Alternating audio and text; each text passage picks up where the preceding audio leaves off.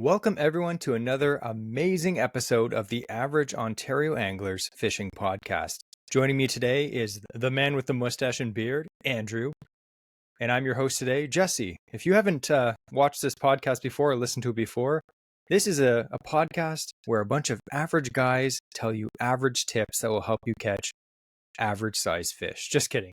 It's a fun podcast. We like to make you guys laugh, entertain you on your way to work. If you are listening to this on the way to work, make sure you're paying attention. Don't fall asleep.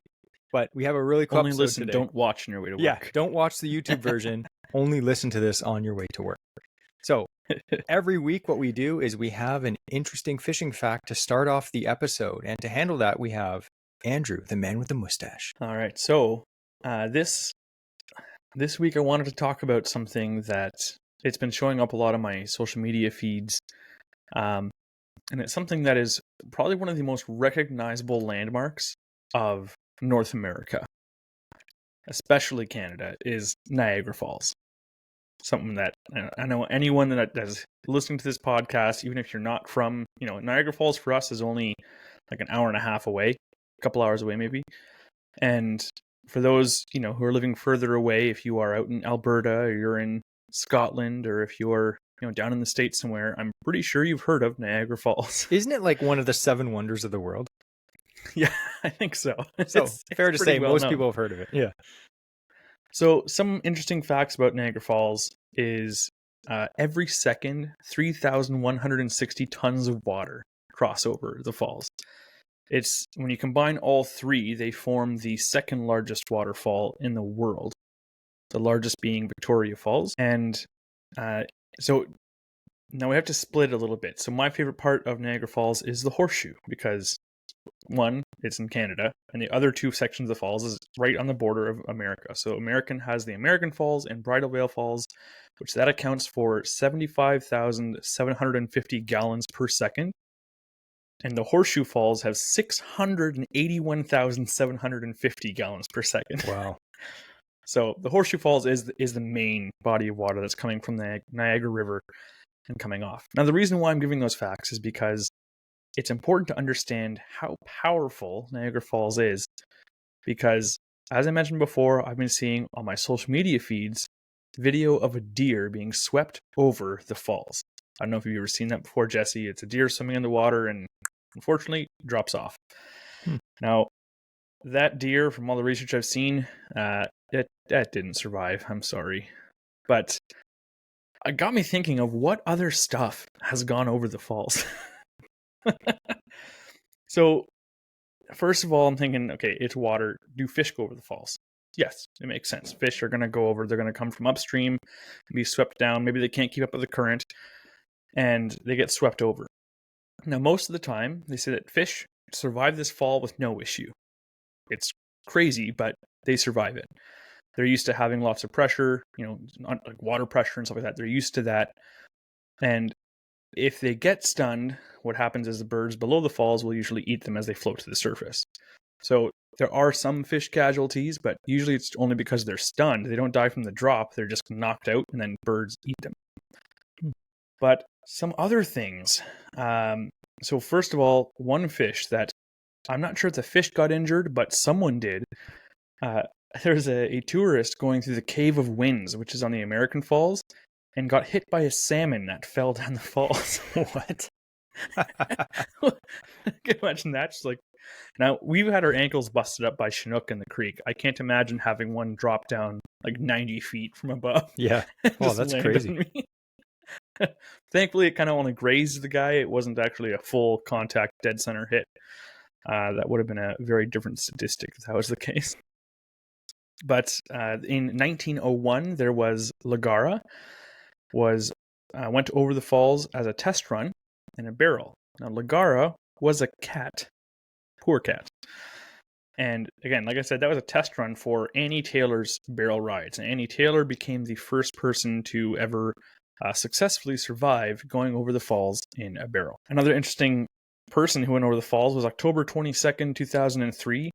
Kirk Jones. Now, he was drinking with some friends and then had the genius idea of film me while I jump and start swimming over the falls, go over the falls, and then it'll all be on film. It'll be hilarious. Well, he jumped in the water, he swam, got swept over the falls, he went down, and he became the first person to survive going over the falls completely unaided. Not in a barrel, not in anything. Just a guy. Hmm. And that was in 2003. He survived. However, his buddies were too drunk to work the camcorder, so there's no footage. He got fined $2,300 and was banned from Canada for life. I was going to say when you said that, was he drunk? Because you know when someone gets drunk and they say if you fall from a high distance, your body just goes limp so you don't get hurt? That makes sense. He's drunk, he jumps off the falls, and if you were completely sober and that happened, you're probably dead. Yeah, the first person to survive an unaided, journey over the falls. Now, I do not advocate doing so. However, if you're going to do something stupid, do it drunk. That's that's the lesson learned. I was going to say, if you've ever had to take a picture of someone's PB fish, their personal best size fish, and the picture doesn't turn out, you know how bad you feel? Like, it's never happened to me because I take amazing photos. But imagine filming your buddy jumping over Niagara Falls to get banned for life and possibly dying, and you forgot how to turn on a camera because you were so hammered. What a chump. Another awesome thing was, so this is another joint venture. So we talked about the cat, Ligara, and Annie Taylor. So they went separately. However, another man and an animal went over together in a barrel. So it was George and Sonny. Now, Sonny was a turtle, and they were sealed in an airtight barrel. This is on July 5th, 1930. They went over the falls, and they both survived the drop. However, what often happens with these barrels is it'll get caught behind the falls. And unfortunately, that's what happened. So it was caught behind the falls for a few hours before they were able to get it retrieved, and they opened the barrel, and unfortunately, George had suffocated. On a bright side, Sonny survived, so the turtle was A-okay. Why a turtle? So, yeah, I don't know. Now, I have one more thing that I had never heard of, and I don't know how I've never heard of this. This is one of the best stories I've ever heard come out of Canada as true events. It was actually the first tourism promotion ever held at Niagara Falls. This is in 1827. A group of hotel owners thought that, the falls, they're great and all, but we need a hook. Something that'll really bring the people in. So they cooked up this promotional event where they bought a condemned lake schooner, like a big boat, called the Michigan. And then they printed up a bunch of pamphlets and handed them out all over in Canada and the States around the falls. The pamphlet read, "The pirate Michigan, with a cargo of ferocious wild animals, will pass the great rapids and falls of Niagara, 8th September 1827 at 6 o'clock. So, first of all, a little bit of information about this. The Merchant, the ship, it was used as the Michigan, it was used as a merchant ship on Lake Erie until it was condemned because it was an old ship. What they did was they kind of dressed the ship up like a pirate ship. They had some human dummies. They tied them to the deck so they'd be standing there. And then they filled the ship with some cargo. And they thought that if they sent it through the deep water of the river and it got through the rapids, they figured this will make it over the falls and be fine. Which, if you've ever seen the falls, I don't know how they ever thought that would work. But they claimed to have on board young, especially strong panthers, wildcats, and wolves. And their reason for saying that they're young and especially strong is because they figured they'd be able to survive.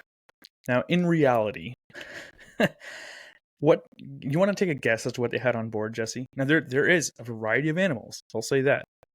But take a guess as to what you think they might be putting on board of this ship to send over the falls in the expectation that it should survive. I don't know how they thought that.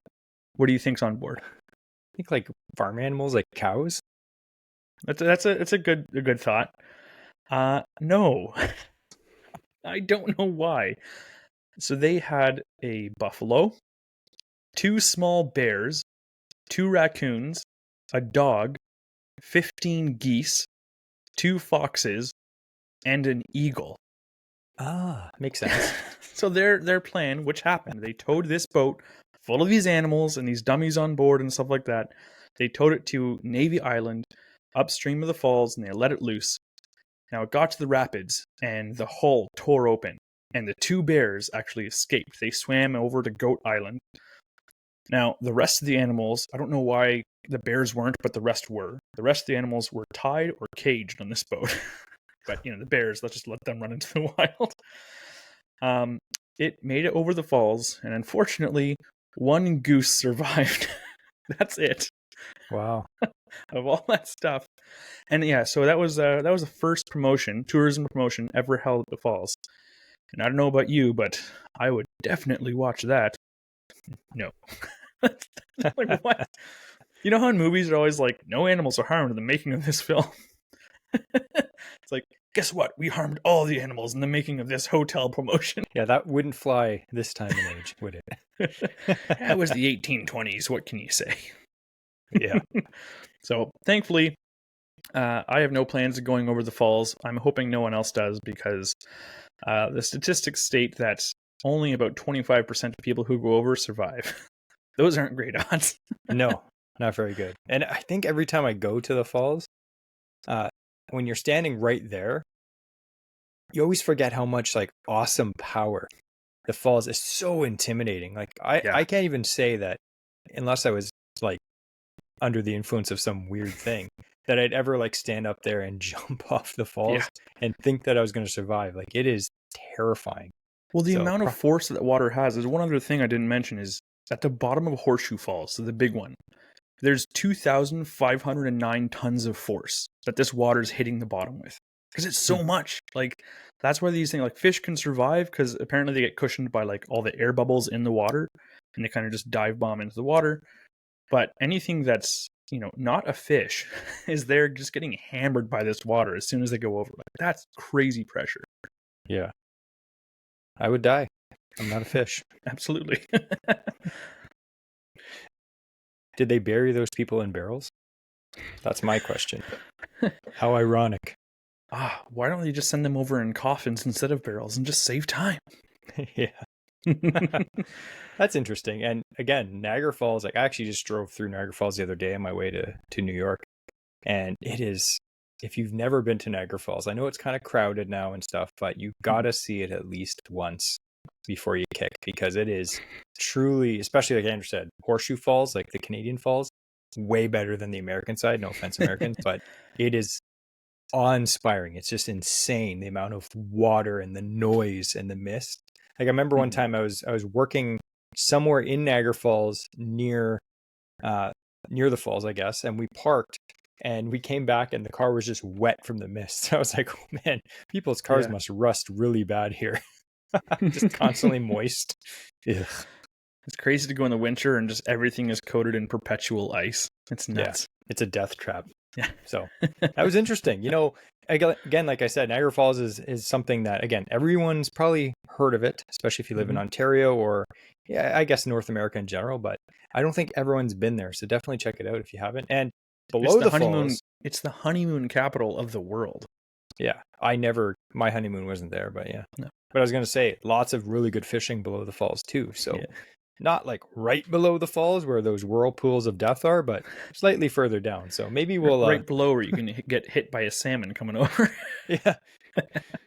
So anyway, this episode of the Average Ontario Anglers Fishing Podcast is about one of our most wanted and downloaded topics of the Average Ontario Anglers Fishing Podcast history, which is, you guessed it, fishing for pike. Surprisingly enough, we have done podcasts on everything from steelhead fishing, bass fishing, muskie fishing. The two biggest podcasts that have the most downloads, some of it double some of our most other popular downloads, is all about pike fishing. People love pike fishing. We get asked questions all the time. I think it's one of those fish that they're everywhere generally, but not everyone fishes for them or they haven't fished for them before. So I think that's why there's so much curiosity about them because they can get big. They hit anything usually. We're going to get into that. And they're cool looking fish. I think they're just underrated. What do you say? Absolutely. And it's weird because it's one of those fish that you're going to hear. Like I said, we have the statistics to show that it is popular. People want to learn more about fishing for them. And yet it's also one of the fish that you're going to hear the most hate about. Yeah. Like walleye guys are like, oh, there's pike. Muskie guys are like, oh, dang, I caught a pike. Like so many people don't like them. Bass fishermen, oh, pike bit off my frog. Like there's so much hate surrounding them, and yet I love fishing for them. Like you said, they're awesome fish. They're cool, and people are interested in it. So I can never talk about pike enough. So I'm excited. Yeah. Actually, the first good fish of the year that we caught was a really nice pike. Again, like we said, me and Andrew, if you've been listening to this podcast for any length of time, we've probably made mention of fishing at Andrew's cottage back in the day, back when we were like, 12, 13, 14 years old and on. And we fished for pike. That was our main target fish. We love fishing for it. And we don't live in an area where there are absolute giants. Like there are in some of the areas around Toronto, which we just haven't connected with a giant. But up north in Northern Ontario, there are massive pike. And even in Southern Ontario, you do have the possibility of catching a 40-inch fish. No problem. We've seen guys around here catch them. A lot of the lakes that you fish will have what they call hammer handles, right? Yeah. Which is just like a small, skinny, slimy, annoying pike. And I get it. If I'm bass fishing and I'm, getting bit off by little pike that are like 12 inches long, that's annoying. But we're not talking about catching tiny little hammer handles. We're talking about slightly bigger ones and hopefully even bigger ones. So, then I have nothing to add to this podcast. I'm sorry. just to add to that too, I know everyone hates pike. Not everyone, but a lot of people, like you said, hate pike.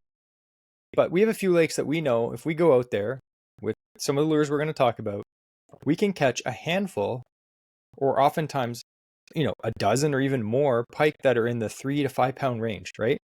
Mm-hmm. Now, if you said that about a bass fishing day, you'd be like, I had a great day, man. I caught 10 fish, a bunch of them 2, 3, 4 pounds, even 1 5-pounder. And everyone would be like, that's fantastic. Yeah. You say the same thing about pike and no one, oh, whatever, But a fish is a fish to me. I can have a fun day, especially if you're fishing with someone that maybe is new to fishing or they just, you just want to have one of those days where you catch a bunch of fish. Pike fishing is fantastic. So we're going to talk about a little bit about that. Depending on where you live in Ontario, or maybe if you're listening from the States or other parts of the world, we don't know exactly when your fishing season would be. In our area, it's the first week or the second week or the third week of May, depending on what zone you are in Ontario. So this podcast coming out around the second week of May, pike season may already be open in your area, or it might be fast approaching. So we're going to go over some generalized ways that you can find pike, and then we're going to talk about some lures that we use to catch them. So May. I have a lot of people ask, when's the best time to catch pike? Actually, that's one of the questions. We're going to do some Q&A after. But we're talking about May fishing. So we all know, we had a pre-spawn pike episode a few episodes back. Definitely check that out if you haven't listened to that. But when it comes to like May fishing, Andrew, for pike, what is the pike's behavior at that point? Like we know like they're done spawning generally. Yep. So how are they compared to the way they were in like March? So in March, they were very lethargic. Like they just came out of the cold water. They were getting ready for spawn. They were, they may have been putting on a bit of a feed, but they feed a bit throughout a winter too. So it's not as crazy as some other species before their spawn. But as soon as May hits and the water's getting warmer, it's now getting to be closer to their preferred temperature, and they start feeding like aggressively. And it's one of those things where they can still be found in the shallow water because that is where the good temperature is. It's not like it's all just super warm shallows now, like midsummer. So they're still found shallow. They're still found in that new weed growth, and they can be extremely aggressive. And now is the time where they're really putting on that feedback. Their spawn is done. They're tired. They're done with winter, just like all of us are. And now they're like, give me that food. Yeah, get in my belly. We all know, like, as we were saying before, you can catch some really giant pike in March. Because what happens is these big pike, big female pike, they're going to come in from, big water, go into these shallow bays, get ready to spawn. They don't generally spawn until sometime in April. That's why a lot of the times pike season is closed for April. It'll be like, March 31st, and then boom, it's closed for April, and then boom, the first week of May, it's back open again. Because overall, most pike spawn in that time frame. Now it's going to depend on the weather and all that stuff, but so March is a great time to catch big pike. April, they're spawning. And then May, like Andrew said, when the water's not warm yet, it's still like you get these days, when finally you're just like, you know what, I can wear like just a light hoodie and go fishing. I love that. Like The chill and the dampness of early spring is gone. You're starting to get those nice days. The water still hasn't caught up yet. So some of these fish, the big females, they can still be found in shallowish water. Now, you'd find most of them in shallow water in April, but you can't generally fish for them. So that's the problem. So as soon as you get some of those nice days, a lot of these big females will head back into deeper water. But early May, deeper you can still water find too. them.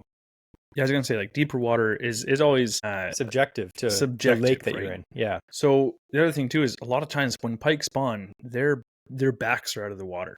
And the stuff they're spawning in, it can be like 6 inches of water, a foot of water.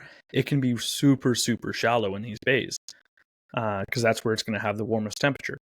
Yeah. And then as soon as they go back into the deeper water, that could be anything from like 4 to 7 feet, which, you could be bottoming out by you fishing a jerkbait in that depth.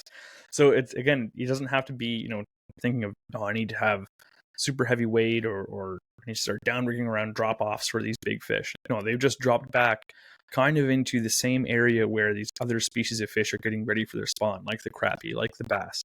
They're getting ready to come into these shallows. The pike have already spawned. And so now they're just feeding on these other fish that are just coming into their territory now. Yeah, exactly. And like you said, like there's one lake that we fish. We talk about it a lot. And it's very shallow. I think the deepest spot on that lake is 10 feet deep. It's very shallow. So deep in that lake is 8 to 10 feet. In other lakes, it may be 30 feet. So it really depends. These big fish, big pike, are more like lake trout than anything. They love cold water. So in the summer heat, oftentimes you'll hear people and they're like, all I catch is hammer handles. It's like, yes, because those big pike, they're nowhere near the shallows most of the time. Like, oddly, you might find one that cruises up in there, but they like cold water, so they're going to be in deeper water. But this time of year, May, the water, like we said, is still a little bit cool, and pike like that. So you can oftentimes have a good selection of, hammer handles, little small ones, and a mixture of decent sized pike too, mixed in there. So the spawn's over. Oftentimes, I think it's funny in May, you'll catch a lot of pike that have battle wounds. And oftentimes, I've seen it a few times when you see the pike kind of spawning, and they're literally like attacking each other, these pike, and they're just fighting over mating positions and stuff. And oftentimes you'll catch these pike and their fins are all ripped up. They've got like just wounds on the side of them. And oftentimes you'll say, wow, what happened to this pike? Like a bird hit it or something? It's like, no, another pike literally bit it. These things are crazy. If you ever have a few minutes, go on YouTube and look up like spawning pike. It's pretty aggressive. They're not gentle lovers. They're really aggressive. So if you ever catch a pike and it looks all beat up, don't worry. They do heal. And by the time it's the summertime, usually they look pretty normal again. But and the males will bite the female during right during the spawn. They'll start biting them to kind of trigger that spawn. But the males themselves can, like you said, can get aggressive. And what you'll often find is you'll have a big female. Like you'll see that 3-footer or that 4-footer coming through. And then you see a bunch of what look like hammer handles or like 20, 22, 24-inch pike coming in behind. And those are like 5 males following this one female. Yeah. Trying to be like the guy. It's true. I've actually... kind of like high school, Yeah. I was float fishing one time in the lower section of a creek in April for trout. And it's kind of a creek that runs through a marsh. So oftentimes the northerns come in there to spawn because there's a lot of reeds and timber and structure that they can spawn in. And I was just float fishing, just, minding my own business. All of a sudden I looked down and there was this huge pike just swimming along with all these little males, like you said, like 20 inches, right? Little hammer handles. Yeah. But there was like 5 of them. And they were just all like trying to get like with her beside her. And she was just like swimming like she didn't have a care in the world. It's like, get out of here. So pretty much like Andrew in high school, just get out. I have too many girls after me. Come on. I'm just kidding. Yeah, right. I have to show you a picture of what Andrew looked like in high school. But anyway. They called me beach ball. I didn't. So let's talk about, we kind of covered some of the locations, but what would you say would be prime locations for May fishing? So say like Andrew, we're going pike fishing. It's May, we're fishing, say, a lake, maybe a deeper river. Where is the first place you're going to look for these pike? Still, like we talked about in our early spring pike fishing, is water inlets. They're still there. That's still going to be a great source of food. It's also oftentimes these are coming from shallow areas. So sometimes the water temperatures are a little bit warmer at the water inlets. And so these pike will oftentimes still be around there, perhaps, a little bit further away, not right up in the shallows, or maybe not right in that river anymore, that small creek coming in, but they'll often be around the mouth still. And that would kind of be like my first, especially if it has access nearby to a really nice, ideal spawning ground, like a shallow bay, or it goes into a marsh area. If that's close by near the water inlet, I'm focusing around the river mouth and kind of in front of that bay. Definitely. And I think if you're just getting into pike fishing, or maybe it's something that you haven't done that much, maybe you're a guy that fishes bass or trout or whatever, pike are ambush predators. They hide and they wait for something to swim by, hopefully your lure, and then they spring out very fast and they grab it, or sometimes they miss it because their aim is pretty bad, but they wait and spring out and attack. So they're not generally cruising around looking for food. They're hiding, and they like to hide in what? Weeds. They love weeds. Sometimes we'll be floating in the canoe just very quietly, just gliding over like calm water, and you'll just see a pike like just sitting right below the boat in a bunch of weeds. And then as you drift over, it just spooks and just gets out of there. But at the time when you look down, you won't even see them half the time because of their patterning. They're pretty camouflage. It's pretty amazing, actually. And they kind of like are different shades depending on the depth that they come from. Sometimes you notice they're either lighter or darker. So they're really like, the camouflage on these fish is amazing. They also love hiding around logs and trees. Caught some pretty good pike over the years near big logs. Like at Andrews Cottage, oftentimes we go up around the corner and there's all these logs sticking out of the water. We'd always catch pike there because pike like to hide in the shadows underneath the logs, just waiting for some dumb thing to swim by, which could be anything. Pike eat anything.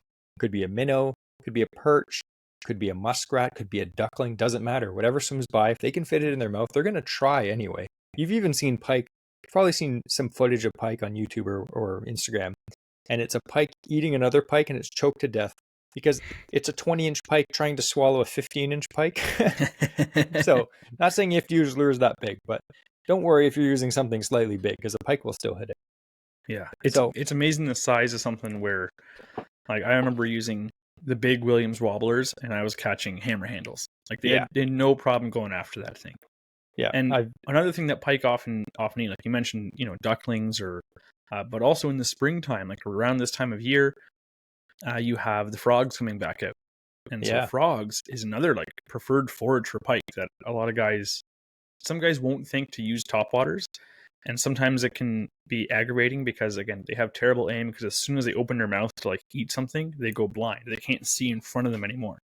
So they're just guessing as to where it's going to be when they hit it. And they're not that smart. Pike are not smart. And so depending on the topwater you're using, they'll miss it like 7 times before they actually connect with the hook. But it is fun. They'll keep going after it till they get it. And it is a blast. Yeah, it's true. Some of the coolest pike that I've ever caught have been on top water. Yeah. I know a lot of people jump out of the water 3 feet, do 2 somersaults. It's like what the steelhead guys talk about, but you can fish in like warmer temperatures and you're tossing, you got top water. It's like, okay, that's cool. Yeah, it is very cool. So another thing I would say too is the way that I view when I go pike fishing is, especially this time of year before it gets too warm, so I'm going to start shallow. And depending on the day, because fish are living creatures. They're not always specifically in one area. It's like, oh, it's the second week of May. I have to be in this depth. They don't care about that. They're just adapting to their environment and their situation. So I'm going to start shallow, which could be anywhere from like 2 feet, 1 foot, 2 foot, 4 foot, 5 foot. And then if I'm not catching anything in an area where it just looks fishy, sometimes we'll get to an area and I'm like, oh, this just looks fishy. Like there's something here. But if you're fishing those areas and you're blanking, there's nothing there, what should you do? Move deeper. That's always the answer. Don't fish 4 foot. Go try fish 8 foot or go fish 12 foot. The fish are somewhere. They're not nowhere. They have to be there, unless it's a lake that, me and Andrew kept a few pike every time we went out, which we don't. And you say like start shallow, and like you said, there are still times where they will be up super shallow to the point where I've seen them almost like they're against the shore. Yeah. They are right against the shore. And depending on how soon the spawn was or what the temperature is like or what they're feeding on. If they're feeding on emerging frogs, they're going to be right there against the shoreline. So when you start shallow and work your way out, start casting against shore and work your way. Don't start at like the 4-foot range and work out from there. Start super shallow and just work your way out, find out where they're at that day. Exactly. And another tip that I would say is if you're just getting out for pike, and I do this for a lot of species in early spring, sleep in. Don't worry about getting to the lake super early. Oftentimes, even in early May, mid-May, you still have those really cold mornings. And then the sun comes up, heats up, gets nice out, and you're like, oh, this is nice. So you start fishing in like a jacket, and then eventually you're in just the hoodie or maybe, a long sleeve shirt. So oftentimes fish activity, like they're cold-blooded creatures, as we talk about in all the podcasts. Early in the morning when it's cold, they may be a little more sluggish and they may not be up shallow. So wait till it warms up a bit, maybe get on the water, 10, 11 o'clock, or even in the afternoon. In the evening can be a lot better. We happen to have better success ourselves for pike in the evening, or like the afternoon and the evening. Always. Sometimes we'll get up early just because, you want to make the day. You want to make, full use of the day. And you're like, okay, we'll go. And you'll catch the odd one here and there. But what we find ourselves personally is we do way better from like, I'd say, I don't know what, 3 p.m. to like 7, 8. Yeah. Yeah. Even around the noon hour when a lot of the guys, like the bite will turn off. The guys aren't going for walleye in midday. Guys, even for bass, unless it's a very heavy cover lake, a lot of the guys will stop bass fishing midday because they don't feel like targeting them out in the deeper water where maybe they're not as efficiently fishing for them. But pike, like they are ambush predators and they don't really have a lot, especially when they get bigger. They don't really have a lot that they're afraid of. Like they will, again, they're still trying to hide from like ospreys and whatnot. But other fish is not really something that's on their mind. They're the predator there. And so when they're in these areas and they're feeding midday and these other fish are retreating or they're just hiding in cover, pike will just still eat them. They don't care. Like I haven't really noticed like too much of an off time for pike. But like I said, we have caught them in the morning, but yeah, it's midday is better than morning. Evening is better than midday. It seems to get better as the day goes on.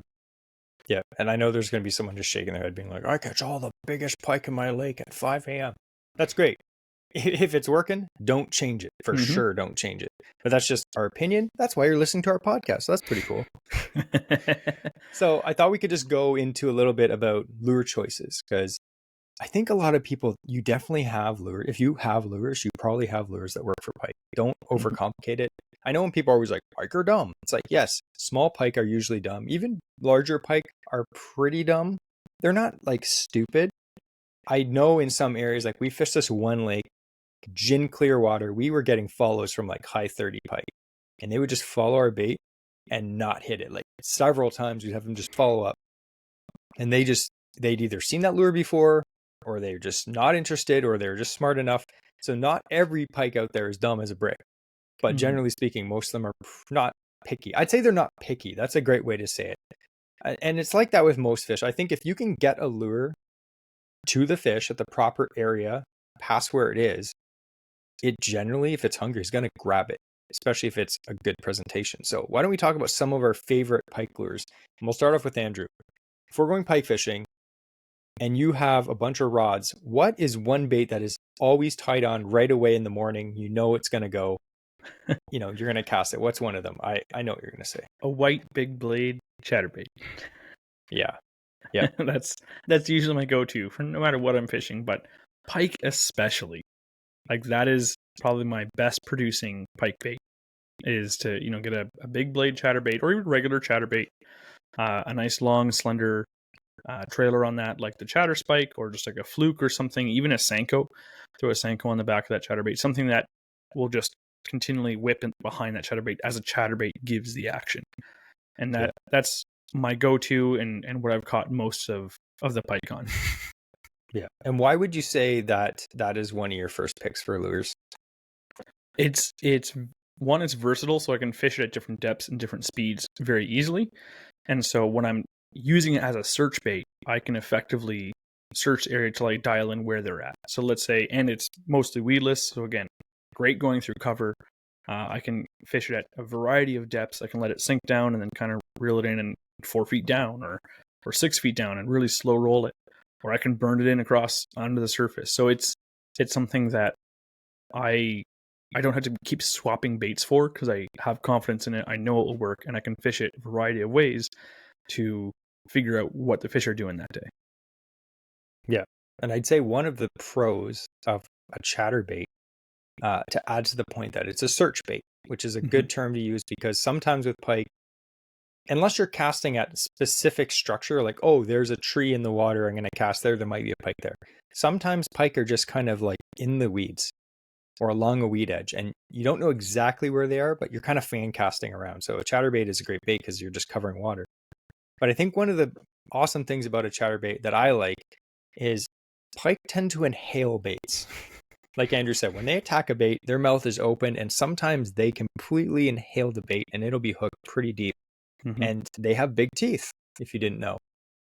The more hooks on a lure, the worse it is to unhook them, obviously. So one of my least favorite lures to unhook pike on is a jerkbait, because sometimes they have 3 sets of treble hooks, which is absolutely terrible. Oftentimes you can do damage to the fish. Now, if you're keeping pike, which we do recommend in the early spring because they do taste very good, they're very underrated table fare for sure. If you've never tried pike, learn how to fillet them.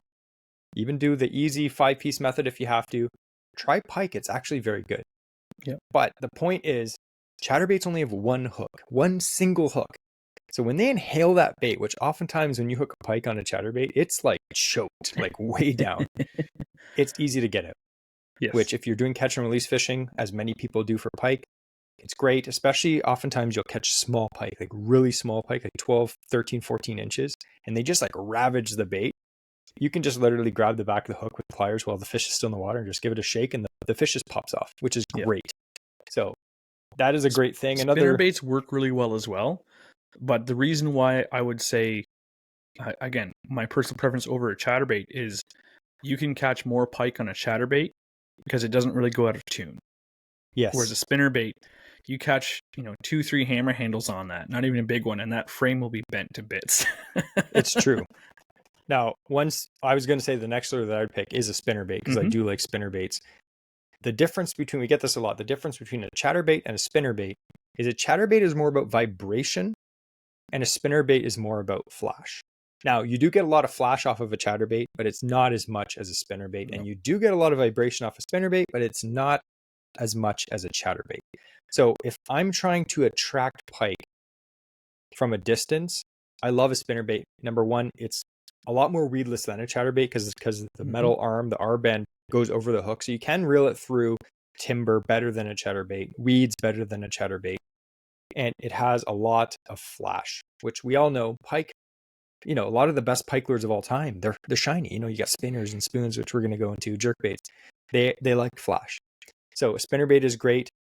You can put a trailer hook on the back too, but there is 1 hook. You could add a trailer hook and have 2. You might catch a few more fish. I do notice that with pike, like I said, because they inhale it, I generally don't use a trailer hook for pike because they just tend to eat the thing. Like Andrew said, the bad thing about a spinnerbait is, depending on the quality of the spinnerbait you have, especially the wire frame, they just smash. Like they're literally like gators, like everyone says. Yeah. They just bend the heck out of these. You might get a few pike out of a spinnerbait. One recommendation I would have is, if you do use spinnerbaits a lot, invest in some of those titanium T1 spinnerbaits, because you can bend the arm around all day long and it snaps back to the original shape. One of my favorite pike spinnerbaits though, Blackfly Lures. This is the big bastard. It's a slightly bigger spinnerbait. It's not musky sized by any chance, but it's about 3/4 ounce instead of the usual 1/2 ounce. And I do like black. My favorite color overall is white. Same with chatterbaits. It's hard to beat white for pike. They just like it. And like we said, pike are visual feeders. White is very visible. So it's a great color for pike. Black is another classic color too.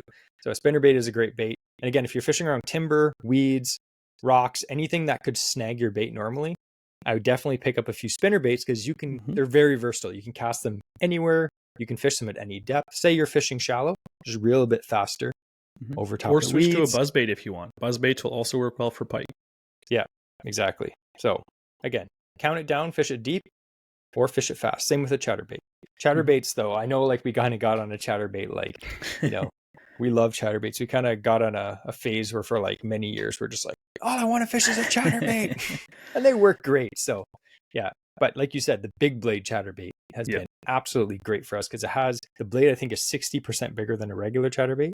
So it throws off a lot of vibration and flash. And the hook on the back is a 6/0, which if you don't know hook sizes, it is huge. It's a gaff of a hook. So absolute great lure. And one of their tips, I know we mentioned it before on the podcast, but especially for spinner baits, the frame design changes. So where you attach your line to. And one of the reasons why I really like, again, that black fly lures is because he has a closed eye on the front. Some they just have like an open band, which is great if you're tying your line directly to it. But for pike, you often use leaders to be able to prevent pike from, biting through your main line because their teeth are razor blades. Yes. So you don't want your main line getting in any, action with those. So if you use a leader though on a open frame spinnerbait, it'll just start to slide around and it can foul up and be pulling it kind of blades first. But if it has a closed eye, then you shouldn't have an issue with fouling up. Yeah. And another thing you can do, here's a little tip. If you do have some spinnerbaits already and they don't have a closed eye, you can just grab a little piece of shrink tubing, or you could grab just a little piece of rubber, like a bobber stop, or what do you call these things? The little rubber piece that you put on a rip float. off a bit of the skirt and just tie it around the top. Yeah. That's a great idea. But you can just do that so the leader doesn't slide up and down the lure. This is actually a spinnerbait that I picked up at the Sportsman Show from the Great Canadian Fishing Store. And this is made by a company called Underdock from Quebec. Never heard of them before, but I checked out the spinnerbait. It's actually a tungsten spinnerbait. I know we talked about it before on the podcast. We talked about it and then I went and I bought it because I actually liked it. But it has a tungsten head, so it's a compact size, but it's very heavy, so it can cast really far and fish a bit deeper. And then it has this special system here, so you can change the hook out. So there's actually a split ring and everything down here. So unlike a regular spinnerbait, which the hook is built into the head, if the hook ever gets dull or whatever, you have to pretty much buy a new spinnerbait. But this one, you can actually interchange it. And what I did is I put some heat shrink tubing on that to keep the hook straight. And it looks like it's going to be a killer for me this spring. So I'm excited to try that out. Again, another cool little local bait. I'll link it down below. Again, we're not affiliated with this guy at all, but very cool spinnerbait. I'm excited. It's gonna get trashed by a pike, but hey, what can you do? So another lure I know me and Andrew are big fans of is spoons. Yes. Now, I know if you've listened to this podcast for any amount of time, you'll know exactly what two spoons we're going to talk about. Andrew's going to tell you his favorite, which is the Williams Wobbler, silver, and hammered silver. I'm going to tell you my favorite, and I actually found my absolute favorite, which is the Len Thompson #2 in Fire Tiger. Fire Tiger on the front, nickel on the back. So it's got a really good flash. Pike love, like we said, highly visible colors. Fire Tiger is one of those colors. It's great. And like Andrew, the hammered silver, it just throws off. It throws off so much. Yeah. And again, made in Canada as well. So highly recommend using that. And another cool thing about spoons is they're so easy to fish. If I'm taking someone pike fishing that's never pike fished before and never fished, I just hand them a spinning rod with a Williams Wobbler on it, or a Johnson Silver Minnow because they're weedless. I'm like, just cast it out, let it sink, like whatever I tell them, like 2 seconds, 3 seconds, and then just reel it in at a slow, like a medium pace. And the lure's just, sashaying behind the boat, and pike just become unglued for those things. They don't just like nip them, they crush them. Like they crush them like they hate them. Spoon bite is fun. It's really fun. There's no like, oh, how do I know when I have a bite? It's like, you'll know, my friend. The thing just smashes it. Yeah. It feels different. Of all the different things, like I know growing up, it was like, oh, you'll reel into some weeds and you're like, oh, is that a fish? And like, how do I know when I have a fish? And a spoon bite is one of those things where you don't guess. Like when you're reeling in, it just pulls on a weed. It's like, okay, that's clearly a weed, and you just rip it out of the weed and you're fine. When a pike hits, it pulls your rod forward. It's not just your lure ran into a mouth. Like, no, this pike is trying to kill it and run away with it. Exactly. And I know we can't mention spoons without mentioning spinners because it kind of goes hand in hand. They do totally opposite things. Spinners spin and spoons don't spin. They kind of just wobble. If your spoon is spinning, you're fishing it wrong. Yeah, you're fishing it too fast. You got to slow it down. You'll catch much more fish on a spoon if you reeled in at the proper speed and it's just wobbling back and forth. Mhm. Spinners are great. One of my favorite spinners of all time. It's hard to beat a Mepps. Everyone knows Mepps I think it's the #1 selling lure of all time. And there's a reason for that because they just flat out catch fish. I love the Black Mhm. Fury #4. It's black blade, and then I tie a black feathered treble, or you can buy the black, squirrel tail. Those are great for pike, and they catch anything else, which is great. It's a multi-purpose lure. Yes. The Aglia Long, one of my favorites. Love the Number Aglia 4, Long. Yep. runs a bit deeper. Even the And number again- 3 is great for any species too. Yeah, and you'd be surprised sometimes the size of the pike you'll catch on a small Mepps spinner. And the same goes with muskie too. Sometimes you're using like a number 3 or number 4 Mepps spinner and just casting it for whatever. And you'll just get like a massive muskie come out of nowhere and just smash it. Fortunately, usually bite you off because you're not using wire leaders. But yeah, so definitely have a few spinners in your box. What I'm going to do is I'm going to link below some of our favorite pike lures down in the description below. And I'm just going to link them to just random tackle shops that, whatever. But find the lure that you like if you're just getting into it. Buy it from your local tackle shop and go out and catch some fish. Now, before we go on, we actually have a very unique giveaway this week. That's right. So I was like, oh man, Andrew, we need to get some giveaways going because last month in April, we had 4 giveaways, which is crazy. This month, we have 2 really cool ones. And one of them is it's weird. So listen to this. Andrew's going to tell you. So we just talked about all these lures that you're going to want to go out and buy. And then if you're not prepared, promptly lose on the next pike that bites it. So I thought for this giveaway, we'd be doing a giveaway for some legitimate leaders, some fluorocarbon leaders, whatever you want. So I've been making them for a while. I know we've talked about it a couple times before on the podcast, but this time we're going to give out $60 worth of custom leaders. So whatever you want, we're going to announce the winner later on. Jess will have that on the Patreon, and then he'll get you in contact with me, and we can talk about whatever length you want, whatever pound test. I know if we're targeting pike, I often like fishing 100-pound test leader. 50 also works great. 100 is one of those things where I have no concern ever of it snapping. Yeah. 50 is what I'll often use, around quarters or whatnot, because I'm not going for the trophies. And yet, even if I caught one, I still have full confidence in that 50-pound leader. But it's great because I can fish these smaller baits with it. I can fish even topwater. I can fish frogs with a 50-pound fluoro leader. That's about 7 inches long or so, and it won't sink the frog. So we have those as well. We call them the just-in-case leaders. So even in summer, let's say you're not targeting pike later on. Let's say, that's not your thing. You're one of those guys that hates pike. I don't know why you're listening to this episode, but thanks. If you're a bass fisherman or something like that, the just-in-case leaders is something that I know I can never find in stores. But something that I frequently use. It's almost always on my rod when I'm fishing jerk baits, topwaters, whatever. And I can still fish those baits effectively. And I haven't lost one yet to a pike, which is saving me hundreds of dollars every year. Yeah. I'll have to say, though, about the just-in-case leaders. So we've been testing these for about 2 years now. Mm-hmm. And we fished this one lake, and it is full of nice bass, it's a nice bass lake. But unfortunately, it also has a lot of pike, and not big ones per se, but generally they're like not even that. They're not worth catching when you're bass fishing. Like if I caught like a high 20s to 30-inch pike, I'd be like, nice. But these fish are like 14 inches long, so they're annoying, and they bite off my frogs. They bite off my chatterbaits. They bite off everything.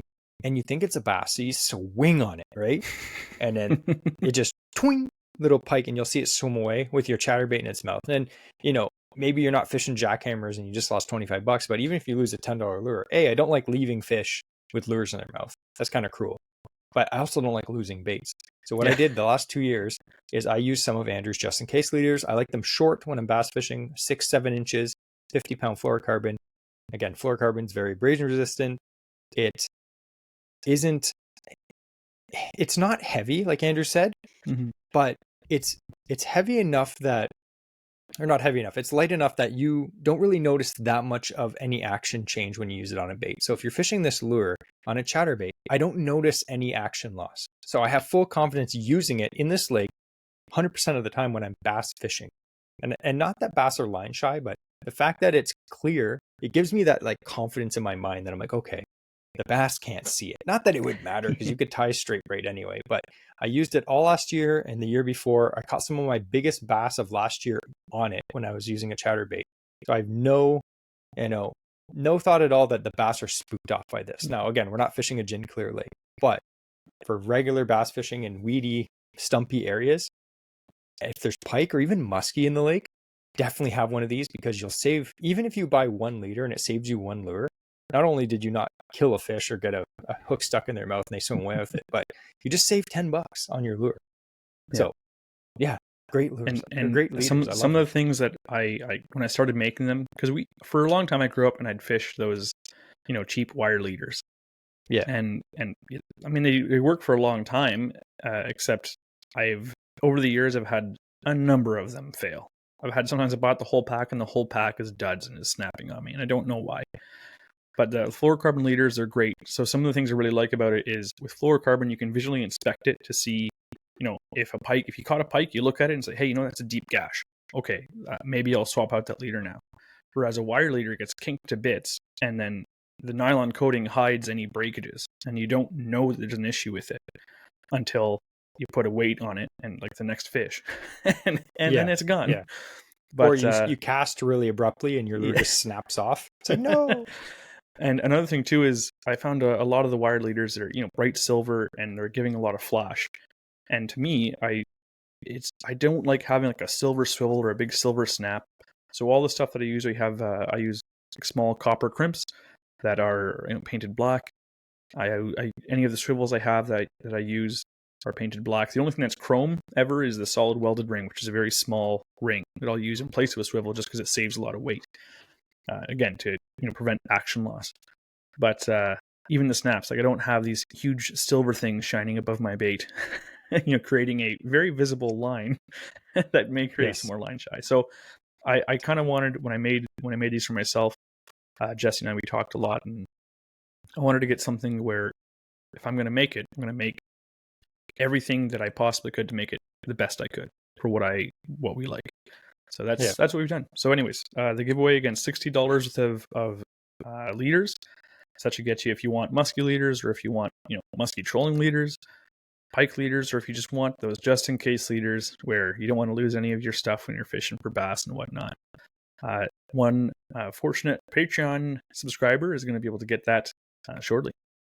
Yeah. And again, like you mentioned, how do you enter these giveaways every month? You have to be a Patreon supporter, someone who donates a few bucks a month to help cover the cost of the show so that me and Andrew don't have to pay for it out of our own pocket. The benefit is you get a warm, fuzzy feeling for supporting me and Andrew and helping us run this weekly podcast that has expenses, of course. But at the same time, you also get added into the raffles every month to win awesome prizes. And I actually just packaged up the Great Lakes Finesse box the other day and shipped it out to Ben, who won. Congratulations, Ben. Mm-hmm. I'm pretty mad. I wanted to win that. That was a good giveaway. Actually, a lot of them were really good. So definitely consider becoming a Patreon member to help support the show. But you can, put your name inside of the hat to win some pretty cool prizes. So thanks, Andrew, for that. So I thought we could we talked about a bunch of lures and we didn't go in depth. If you want to go in depth about other pike fishing lures, I'll link below our pike episodes that we did last year if you hadn't listened to them, because we went in depth about all kinds of different lures. There's all different types of lures that work great for pike. Like some of them, like jerk baits, we didn't talk about because the podcast that we did a few weeks ago, we talked in depth about jerk baits. Or the one last year, we went in depth about it. So I'll link those below. You can check those out. Now we're going to go to a cool section of this podcast, which is going to be AOA Q&A. I actually put up make sure you follow us on Instagram because I put up a question on our Instagram that said, ask us anything and we'll answer it on the podcast. So I'm going to read, we actually got about 25 questions, which is pretty good. I just put it up about an hour ago. So I thought we could answer these pretty quick. I know we kind of ramble usually, but we're going to keep these quick because I want to cover most of them. So actually, some of these are actually really good questions. I know I always say that, but sometimes everyone's like, you like bass fishing? It's like, that's not a good question. Like, ask me something challenging. I want to hear something challenging. That's right, little Billy. We don't want to answer your question about if you like bass fishing or not. Here's a good one from someone who I can't pronounce their last name. He says, it's bass opener. You have 3 combos in your boat. What are you pre-tying on to start the day? Why don't you go first? You got 3 baits, 3 combos. You got to be quick. A frog, a chatterbait, and I would say a weedless fluke. Weightless fluke. That's good. Okay. So I'm going to start off with a chatterbait of always. Chatterbaits are great. I'm going to have, a weedless wacky worm, something on like a weedless jig head. That's like a do-it-all bait that can catch them anywhere. And then I'm going to have on just like a Texas rig, like depending on the weight, like 1/4 ounce, 3/8 of an ounce with like a craw bait, just something that I can pitch around shallow. Because like that time of year, the bass are kind of shallow still. So all my presentations, like Andrew's too, are still shallow baits. So another cool question is, this is the Morning Voice. He says, what are your thoughts on listening to music or podcasts while fishing? Well, if it's the Average Ontario Anglers Fishing Podcast, I highly recommend it. We don't really listen to music or podcasts when we're fishing because generally we either are just concentrating and enjoying nature or we're talking. Me and Andrew are friends. Obviously, we've been friends for many years. We're actually related. So we talk nonstop. Like, you think this podcast is just us like making a podcast? Our whole life has been a podcast. Now we're just recording our conversations. You're just getting the little snippets that we're giving you. That's all. Yeah. I will say though, this is just my thought. One of my biggest pet peeves is when I'm fishing, trying to enjoy the quiet of nature and someone's blasting music from their boat. I absolutely hate that. Mm-hmm. But if you're in kind of a lake that's more public, then it doesn't bother me. For me, most of the time, yeah, I'm not listening to anything. If I am fishing on my own and like Jesse's not around, like if Jesse's around, we never have anything playing. It's just us talking and we lose our voices by the end of the day pretty much. Yeah. If I'm on my own, I actually have they're bone conducting headphones. So they don't cover right in the ear. And I like it because I can just have it quietly. I'll be playing sometimes a podcast, sometimes I'll have, just some like relaxing music, but then I can still enjoy some nature. And it's also a safety thing for me in the boat. I wouldn't want to have, noise cancellation headphones and not be able to hear someone screaming if they're in trouble or something like that, or not hear a boat approaching. Yeah. But most of the time I don't. Yeah. Here's another interesting question. What's the most important non-angling related accessory you take fishing? Life jacket. Is that not a non-angling accessory? I guess a boating accessory. Yeah. I'd say that is the most important thing to bring. Yeah. Another thing that I'd say that is very important for me anyway, because we tend to take a lot of video and we have a lot of GoPros and drones running now, is a power box. Highly recommend making your own power box because you can make your own power box. They're very easy and cheap and they will power your cell phone. You don't have to worry about your phone dying. You can charge your GoPros. You can do all that stuff. Yeah, definitely a power box. I've got another great one actually. Sunglasses and a hat. Yes. If you don't, because Andrew remembers the day he forgot his hat. You get a rude nickname when you go camping and forget your hat, and then burn, and then wear a sun UV thing over your head, and you get called tapeworm. Yeah. So funny story behind that. Me and Andrew go on a 3-day Algonquin fishing trip. He forgets everything. I forget the hat in the car. I forgot the hat. He forgot his hat. Yeah. So I gave him like a sun buff and he just like put it over his head and he looked like a tapeworm. I just called him Tapey all weekend. If I don't have a hat and I don't protect my head from the sun, and I have a receding hairline now, and so if I get a lot of sun, I get a really bad headache. Like I'm notorious for getting sunstroke and stuff like that. So a hat is of vital importance for me in the summer, especially. Yeah. Here's a good question from Southern Ontario Fishing. He says, will the Sports Bell be getting live scope? So if I did buy live scope, he buys it for us. Yeah. If I did get live scope, which I'm not against, at first when live scope came out, I was so against it. And I was like, that is ridiculous. But me and Andrew were just talking about this the other day. I feel like if it got banned from fishing tournaments, I don't see that as a bad thing. Like, I wouldn't be against that either way. But I feel like if you're fishing like just for fun, or like you're a guy that's a guide, I feel like it's a tool that can be used. It does give you an unfair advantage, and not everyone can afford it. So I think that's the main thing that makes it an unfair advantage. If everyone had it, it wouldn't be that big of a deal, right? But no, not in my Sports Bell, because I don't want to put electronics that cost double the worth of my boat motor and trolling motor into my Sports Bell. If someone gave me live scope, I would 100% use it. I'm not going to lie, but no time soon we're getting live scope. Here's a good. Andrew's like, I am right now. Speak for yourself. Yeah. After just Here's a 18 good more years question. of savings, I'll be getting my own. Here's a good question. This guy says he lives in the GTA area. What months are the best time to catch pike? So we kind of covered that here. I'd say the best month, in my opinion, to catch a giant pike is March. If you can fish some of these back bays where these big females, like we said, are pushing into spawn, that's the time when you're going to have the best chance of catching a big pike. But I'd say my favorite month overall to catch pike is May. That's why we're doing the podcast this month. It's more comfortable. There's more, the season's open. You're not fishing, just basically just spawning areas. So you have the water a lot temperature of is 35 degrees. Yeah, that's always nice. But even if you're fishing from shore, there's lots of access to go fishing for pike in May. And it's still cold enough, like we said, that there's still a lot of fish shallow. So you don't have to be, you don't need a boat. You can fish from shore. There's lots of great shore access to catch pretty good pike. We've caught really nice pike in May.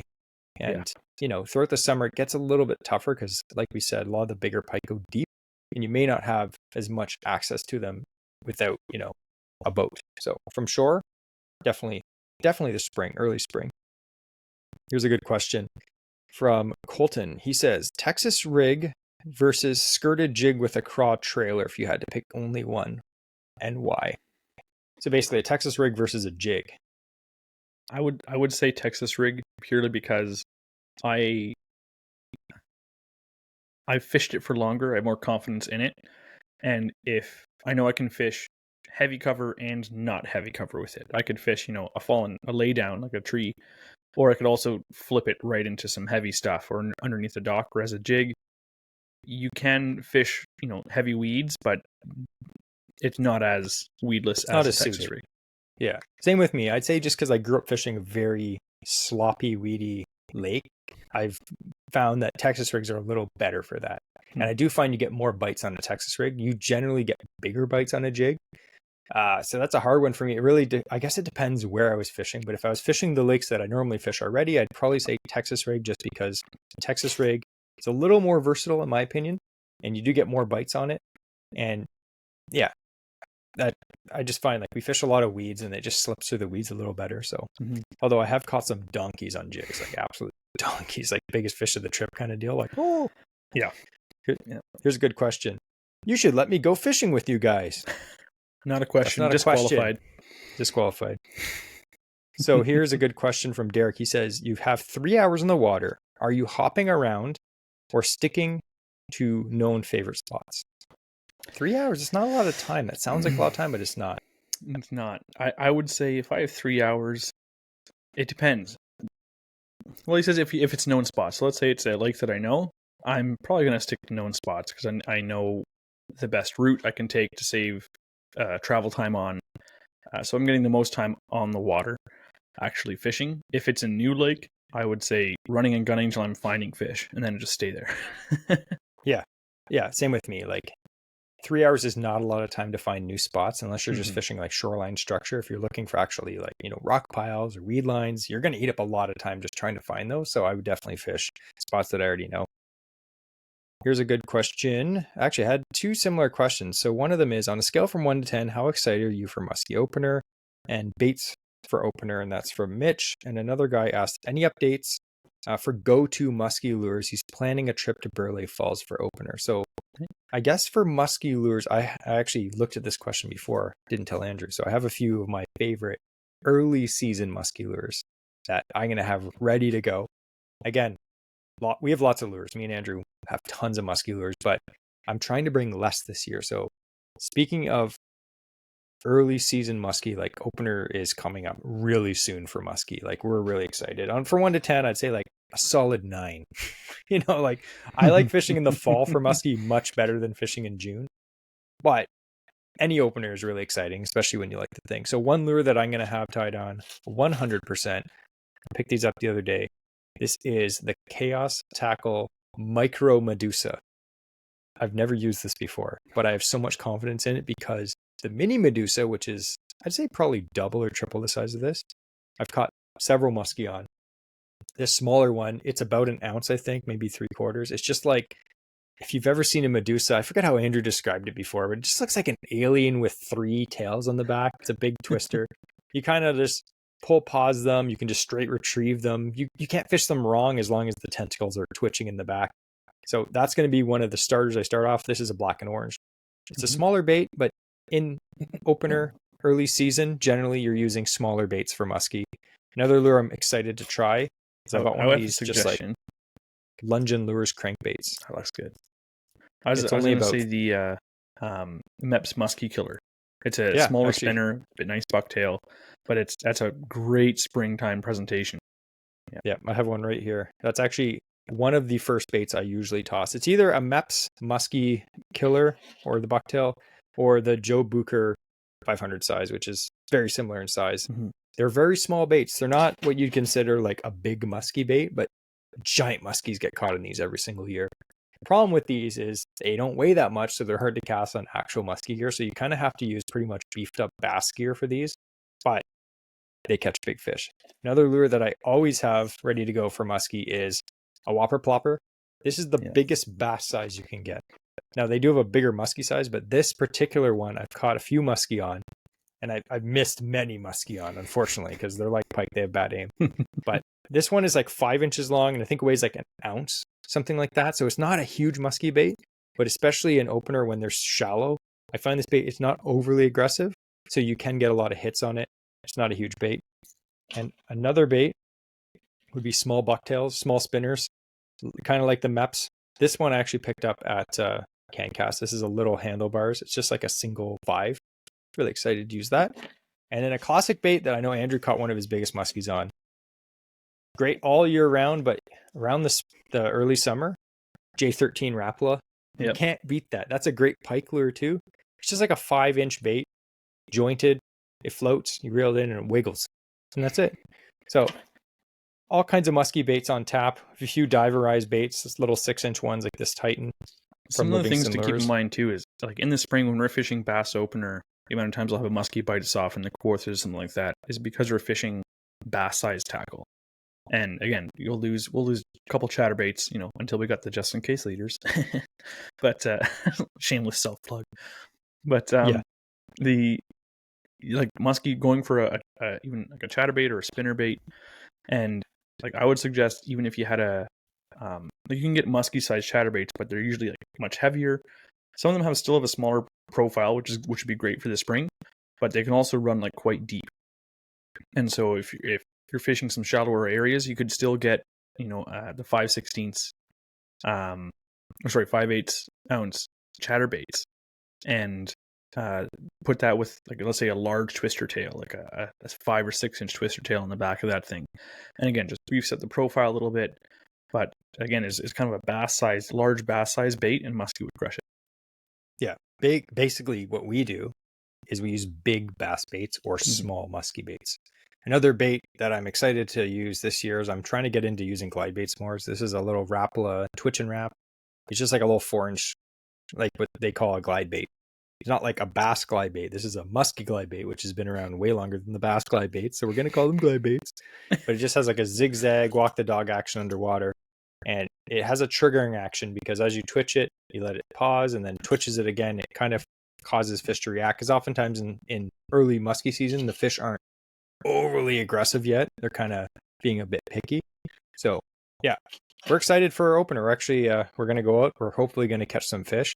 And then throughout the summer, before it gets too hot, me and Andrew, I'm going to force him this year to catch a fish on rubber. And we're going to do it. I can almost guarantee before July, we're going to get him a fish on rubber. And it's going to be a very proud 26-inch fish. Just kidding. We're going to go for that 46 The small this ones year. look the prettiest, let's be honest. Oh, they do. Yeah. So why don't we do 2 more questions?